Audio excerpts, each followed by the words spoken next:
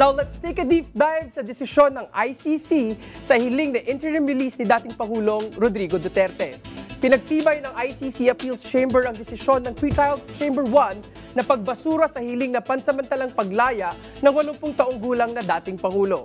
Sa open court session, ibinasura ng ICC Appeals Chamber ang 3 grounds of appeal na inilatag ng defense team. Ano kaya ang susunod na hakbang ng depensa lalo't mananatili sa kustodiya ng ICC si dating Pangulong Duterte? Ano rin kaya ang epekto ng desisyon sa kinakaharap na kaso ng dating Pangulo na crimes against humanity? Kasi bukod sa kaso ng dating Pangulo Carlo, humiling naman ng asylum si dating presidential spokesperson Harry Roque sa the Netherlands. Ano nga ba ang magiging epekto sakaling pagbigyan ang hirit na asylum? Kung ibabasura naman ang desisyon, pwede na bang mapauwi ng Pilipinas si Roque para sagutin ang kasong qualified human trafficking na wala yang piyansa, ha? Mas mapapabilis pa ba ang pag-aresto lalo't kinansela na ng DFA ang pasaporte ni Roque? Lahat ng yan, tatalakayin natin kasama si Richard Heydarian at ang ating bisita mula sa UP College of Law, Attorney Amando Virgil Ligutan, dito sa Deep Dive! Yan. Kasama natin si Attorney sa dito. Ready ka na ba? Deep Dive! Deep Dive! With Richard Heydarian! Ay! Ay, Richard, nakasilip na namin kanina. Anong oras na ba dyan? Hello, Richard! 6 a.m. pa lang dito. Good morning. Kamusta naman ang reaksyon ng Humba Rights Community, ng Human Rights Community dahil sa desisyon ng ICC na ibasura yung appeal ng kampo ni dating Pangulong Duterte? Well, actually, on the way dito from Oxford, pumunta ako sa Cambridge dito over the weekend for an event. May nakita akong Harry, kaso ibang Harry Potter ang nakita ko. Okay. Yung lumalaban sa kasamaan niyang Harry na yan eh. On a serious note, on a serious note, obviously, pinapanood ng mga kababayan natin yung developments dyan sa neighboring Hague, sa International Criminal Court. Pero I think for quite some time, at nakita rin siguro yan sa mga interviews natin sa mga iba't ibang mga eksperto at mga tao na who have been following things on the ground. I'm sure our good legal expert Jan in residence, Jan will also give a lot of ideas on this. Pero I think matagal na expectation talaga na marireject itong appeal ng Duterte camp. Siguro kung ikaw si Kaufman, happy ka in a sense na tuloy-tuloy yung tuloy-tuloy yung kanyang serbisyo. At alam natin sabi nga ng mga Gen Z, paldong-paldo daw ang kanyang serbisyo. But this is obviously not going to help his record in terms of his success rate niya sa ICC, which is not as high as he would want to. Pero alam natin talaga yung mga conditions for an interim release were really not there. To begin with, the Duterte camp and his family, not to mention himself, consistently kine-question nila yung credibility, yung mandato ng ICC. Sinabi nila na kidnapper sila. Siyempre, kung tinatawag mo yung kidnapper ng ICC, tapos bibigyan ka ng interim release, babalik ka pa sa kidnapper mo, di ba? More than that, of course, yung clear and present danger na kung sakali binigyan ng interim release, si Digong ba magko-cooperate pa sa mga susunod na mga hearings? Not to mention, whether gagamitin niya yung interim release niya for potentially nefarious ends, including coordinating efforts to potentially intimidate yung mga witnesses or tamper with the procedures. If not worse, so if you look at lahat ng mga conditions based on which interim release has been granted in the past, that was not really present in this case. So siguro suntok sa buwan talaga para kay Kaufman yan. And I'm sure he was quite expecting na ito yung magiging direksyon ng mga bagay. But nevertheless, I think marami sa ating mga kabayan, including mga nakita natin sa mga videos, mga supporters ni President Duterte, perhaps a part of them was expecting for some sort of a legal miracle, which clearly has not happened. So tignan natin anong magiging mga susunod na hakbang, not only legally but also politically from the Duterte camp as far as this case is concerned. Kasi in many ways, pwede mo sabihin na quote-unquote archive na yung case ni Pangulong Rodrigo Duterte. Richard, tanungin naman natin yung totoong lawyer. Sige, Richard, salamat ha. Tanungin lang natin si Attorney Ligutan. Ano pong masasabi nyo doon sa naging desisyon ng ICC Appeals Chamber? Si Richard, may na-mention siyang yung supporters ng former president nag-i-expect ng isang miracle, milagro. I agree with that. Kasi nga, yung si status kasi, I think dapat malaman ng sambayanan. May decision na May decision na yung pre-trial chamber na while yung case is pending against the former president, he is now accused before the ICC. Dapat nakadetain. Nakadetain yung former president sa ICC. Pero I think dapat malaman ng taong bayan. Yung detention kasi of an accused charged with crimes against humanity, hindi yan bago eh. Hindi yan bago. Practically lahat ng akusado, lahat ng akusadong charged with that crime, dapat nakadetain. Nakadetain. Tsaka I think nakita naman ng publiko gaano kaganda yung detention facility. Yung detention facility in ICC is a far cry from the detention facilities dito sa bansa. No? So the status is, according to law, dapat nakadetain yung former president. So may decision na dapat arrested, dapat detained. So yung sinasabi, now, burden, cargo yun ng defense counsel, defense team to prove otherwise na may ground for his tinatawag na interim release. Yung interim release kasi, ibig sabihin, while the case is pending, pwede bang pauwiin muna or palabasin sa detention in custody yung third state with an assurance na pag pinatawag ulit yung former president, dapat he will participate again yung mga trials before the ICC. Kaya nga, Clive, yung 3 issues, di ba? Yung number 1 is yung alam ng sambayanan, yung tinatawag na flight risk, di ba? Pero sa ICC, the term yung ginamit nila doon is yung parang yung pag-abscond ng isang Ano po yung pag-abscond sa Tagalog? is like ano ba yun? Eskapo, hindi na babalik. Okay. Tatakas, medyo pagtakas. Yun, tatakas, no? And then, so sabi kasi ng decision ng appeals chamber, dapat burden ng defense yun, no, to convince us na pwedeng i-release kasi nga parang wala namang risk na tatakas yung former president. Fortunately or unfortunately, depende sa side kayo, sabi ng ICC, hindi nagampanan ng defense team yung pag-argue sufficiently na walang opportunity, walang possibility. I think linaro ng ICC, hindi siya inevitably. Parang dapat yung may possibility ba na tatakas yung former president. So hindi po nila nakumbinsi yung korte na sarado at walang oportunidad na matatakas siya. Tatakas siya.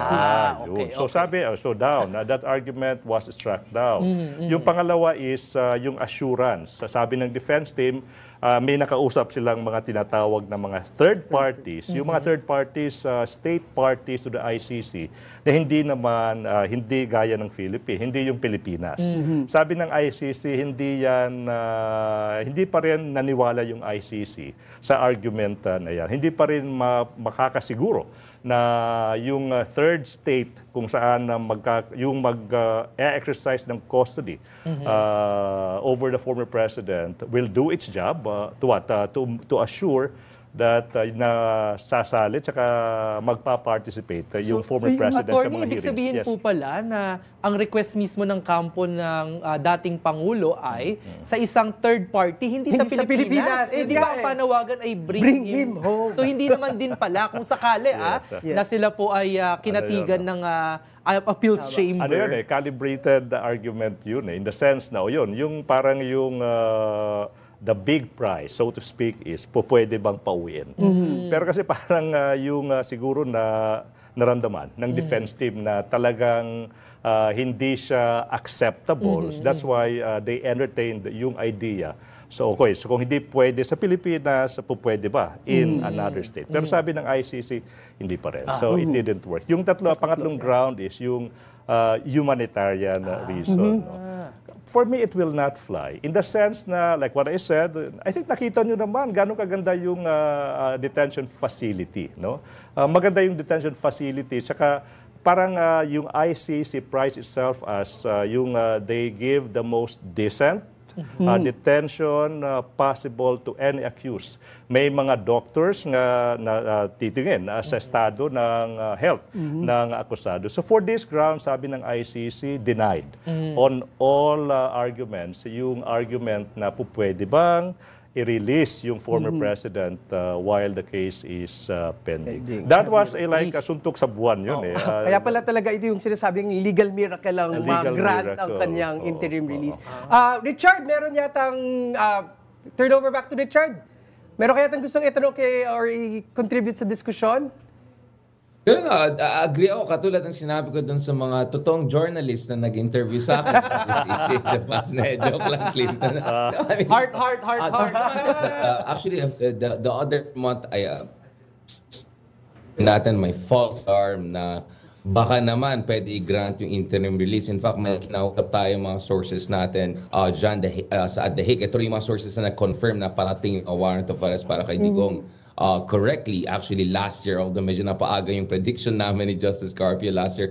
But actually, there was some discussion if, in fact, country like Portugal was mentioned in some of the discussion we had na baka naman bibigyan yung interim release under very strict conditions dahil close enough naman sa Netherlands dahil sa potentially health grounds. And yung health ground, inisip namin dito is psychological reasons, not necessarily physical reasons, katulad ng sinabi ni attorney correctly. I mean, pagdating sa mga facilities, second to none ng Netherlands, no, in terms of kanilang healthcare, in terms of the detention facility, everything is there. But potentially on psychological grounds, I don't know kung depression that could lead to other things. Remember, there was some debate also about yung psychiatrist na nag-check sa kanya. So there was some worry among certain quarters na baka maiwala mga judges na for psychological reasons that could create other potential physical complications, baka pagbigyan siya. But I think the fundamental problem ng camp ni Duterte was wala silang message discipline. If anything, they never helped their own case, di ba?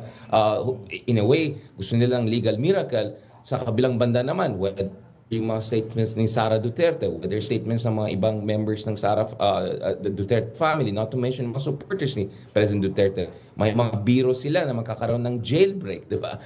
Yung mga ibang tao, consistently ina-attack yung ICC. I've been there, just outside the detention facility, month after month, nakikita natin mga supporters who are passionately there. So you can imagine kung bibigay ng interim release sa tao na to, parang house arrest or something like that, dadagsahan ng mga supporters ni Paulong Duterte. So even if the Duterte family like a jailbreak or something crazy, how could you assure those kinds of things? So my point is, hindi talaga tumulong din yung passions, political passions, at saka yung talagang sabog yung political messaging. Thank you, Richard. But I cannot also blame them because as far as the Duterte family is concerned, they were also looking at the political messaging sa Pilipinas. Gusto nila ipakita na defiant sila, gusto nila ipakita na tuloy pa rin yung laban, gusto nila ipakita na may pag-asa pa rin na bumalik si President Duterte because after all, he's the pillar of popularity and political capital ng buong Duterte dynasties.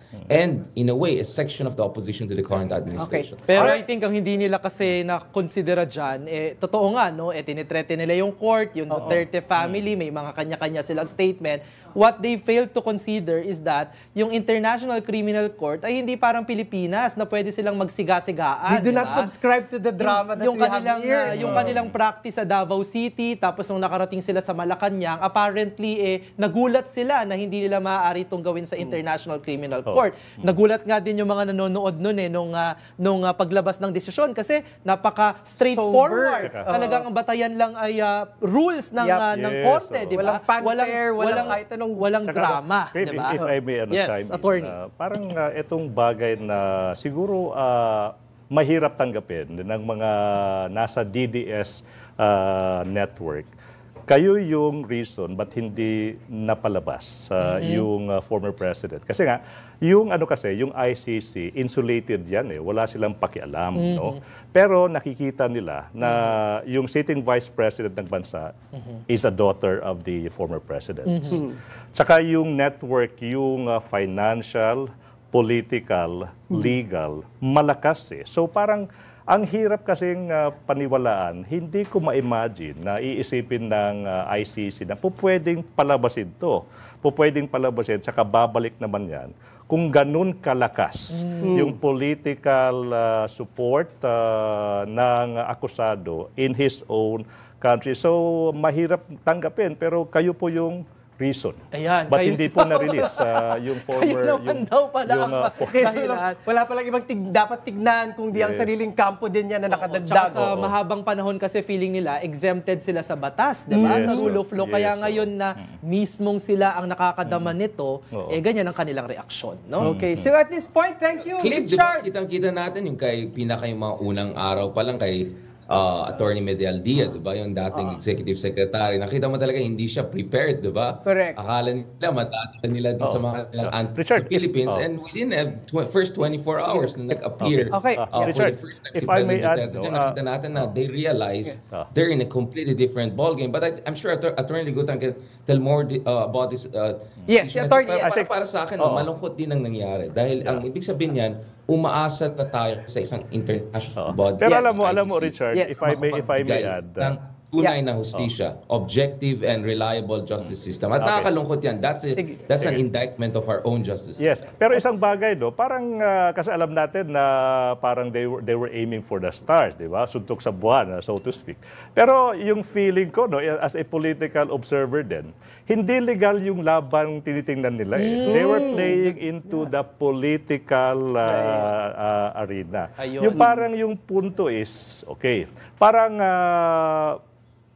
nagbibigay ng pag-asa sa DDS universe na parang posibleng mangyari yung pagre-release ng former president out of the detention. So, they lost in the legal side, pero they're winning in the political side. Na parang nabuhayan yung mga supporters na possible palang